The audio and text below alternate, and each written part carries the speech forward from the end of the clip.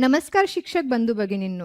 निपुण महाराष्ट्र अभियानांतर्गत 1 ते 2च्या विद्यार्थ्यांसाठी मराठी विषयातील लेखन कौशल्यमधील अध्ययन क्षमता 4 ते 5 सोपे शब्दयुक्त 2 ते 3 वाक्य विरामचिन्हांसह व आकलनासह योग्य गतीने लिहितो.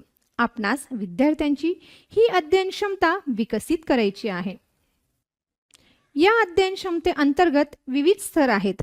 त्यातील जे विद्यार्थी अध्ययन स्तर क्रमांक 15 पर्यंत निपुण झालेले आहेत, आता त्यांना पुढील अध्ययन स्तर क्रमांक 16 साठी निपुण करायचे आहे. अशा विद्यार्थ्यांना शिक्षक म्हणून आपण कसे अध्यापन करावे व त्याकरिता कोणकोणत्या कृती आपण विद्यार्थ्यांसोबत घेऊ शकतो हे आपण या व्हिडिओमध्ये जाणून घेणार आहोत. अध्ययन स्तर क्रमांक 16 4 ते 5 सोपे शब्दयुक्त 2 ते 3 वाक्य विरामचिन्हांसह व आकलनासह योग्य गतीने लिहितो असा आहे. प्रथमतः आपण या स्तरामध्ये मुलांना काय येणे अपेक्षित आहे व या स्तराचा निश्चित अर्थ काय होतो हे समजून घेऊया. या स्तरामध्ये 4 ते 5 सोपे शब्दयुक्त 2 ते 3 वाक्य विरामचिन्हांसह व आकलनासह योग्य गतीने लिहिता येणे आवश्यक आहे. हे एक महत्त्वाचे शैक्षणिक उद्दिष्ट आहे. हे साध्य करताना अनेक आव्हाने येतात, ज्यांचे निराकरण करणे आवश्यक आहे. जसे कधी अक्षर, ध्वनी, संबंध नीट समजत नाही, तर काही विद्यार्थ्यांना शब्दरचना समजण्यात अडचण येते. 3 ते 4 अक्षरे सोपे शब्द तोडून वाचणे कठीण जाते. परिणामी लेखनात चुका होतात. काही विद्यार्थ्यांना वाक्यरचनेची जाणीव कमी असते, तर काहींना विरामचिन्हांची संकल्पना कठीण वाटते. या समस्या दूर करून विद्यार्थ्याने योग्य पद्धतीने लेखन करणे अपेक्षित आहे. लेखनात येत असलेल्या या समस्या आनंददायी मार्गाने दूर करण्यासाठी आपण काही आनंददायी भाषिक खेळ असलेल्या कृती घेऊन मुलांच्या लेखनाचा स्तर प्राप्त करू शकतो.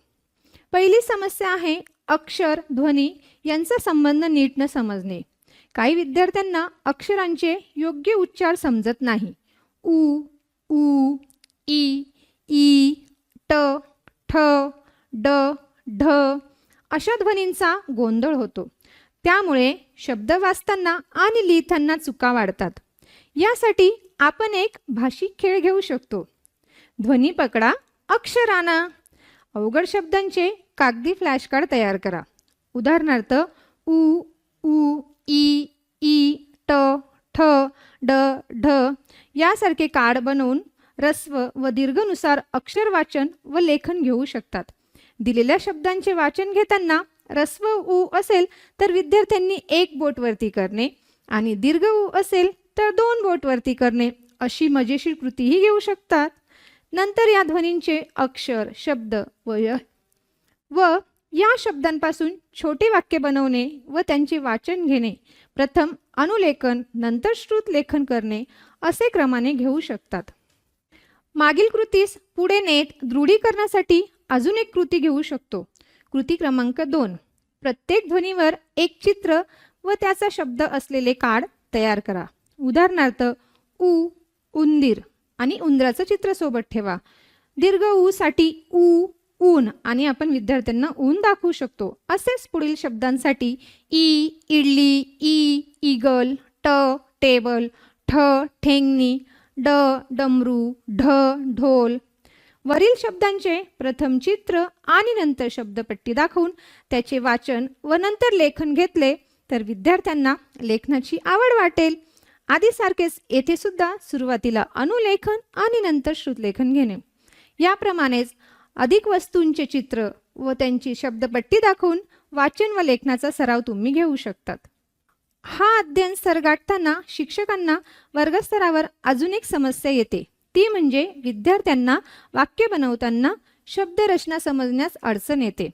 3 ते 4 अक्षरी सोपे शब्दही तोडून त्यांना वाचणे कठीण जाते. सूर्य, फुलपाखरू, शाळा, मुलगी यासारखे शब्द लिहिताना अर्धाक्षरे, जोडाक्षरे त्यांची चुकतात. यासाठी आपण एक कृती घेऊ शकतो. शब्द तोडून जोड. म्हणजेच अवघड वाटणारे शब्द उदाहरणार्थ फुलपाखरू, शाळा, मुलगी यासारखे शब्द योग्य रीतीने तोडणे, वाचणे, जोडणे फ्लॅश कार्ड, चार्ट पेपरवर शब्दांचे तुकडे तयार करा. नंतर ते मिसळून मुलांना अक्षर जोडून शब्द बनवण्यास सांगा. उदाहरणार्थ, सूर्य, सु अक्षराचे वेगळे काढ, य अक्षरासाठी वेगळे काढ.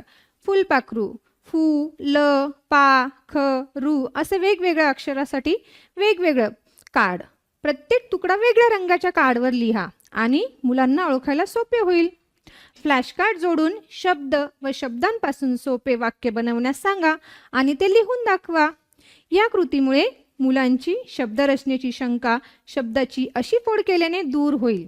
ते सहजपणे शब्द बनवून लिहू शकतील आणि त्यांचा आत्मविश्वास देखील वाढेल.